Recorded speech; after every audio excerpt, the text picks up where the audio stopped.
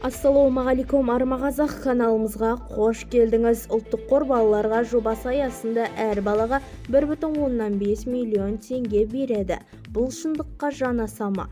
Егер осындай бұл сұрақтар сізді қызықтыратұғын болса, видеоны соңына дейін қараңыз. Достар, арнамызға жазылып, пікір қалдыруды ұмытпаңыздар. Қазақ тілді комментті дамытуға өз үлестеріңізді қосқаныңызды жөн көреміз. Елдегі ең озық каналдардың біріміз. Ұлттық қордың бұл қадамы туралы біз сізге алғашқылар қатарында жеткізе отырамыз. Ал онда біз бастадық. Ұлттық қор балаларға жобасы аясында әр балаға шамамен 1,5 миллион теңге төлемін төлейді. Бұл туралы Қазақстан әділет министрі Азамат Исқариев мәлімдеді. Бұл туралы Стан.кз ақпарат агенттігі хабарлайды.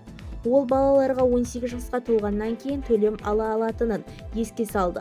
Барлық жаңа туған балалар мен 18 жасқа толмағандар туралы мәліметтер базасы әділет министрлігінде сақталады.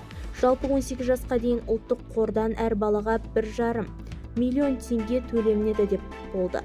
Менің ойымша, бұл президенттің үлкен қадамы. Бұл көптеген отбасылар үшін үлкен қолдау, деді Жібек жолы телеарнасында. Бұған дейін парламент мәжілісінің департаменті Қазақстан Республикасының әрбір заңнамасында актілерінде Қазақстан Республикасының ұлттық қорынан балаларға төлеу мәселелері бойынша өзгерістер мен толықтырулар енгізу туралы заң жобасы жұмысқа қабылданғаны хабарланған болатын. Бұл заң жобасы 2024 жылы 1 қаңтардан бастап мемлекет басшысы ұлттық қор балаларға жобасы іске қосу мақсатында әзірленді. Ұлттық қордың жыл сайынғы инвестициялық табысының 50% балаларға арнайы жинау шоттарында тұрады. Заң жобасында негізгі мақсат Қазақстан Республикасының азаматтарының кәмелетке толмаған дейін тұрғын үй жағдайын жақсарту және жинақтық есебін білім беру мақсатын мүмкіндікті тиімді арқылы жастар ұрпақты қолдау, деді түсіндірді Мәди Тақиев.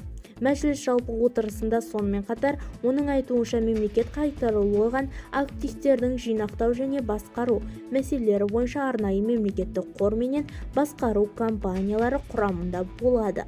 Бізді тамашалауды жалғастырыңыз, сау саламат болыңыз.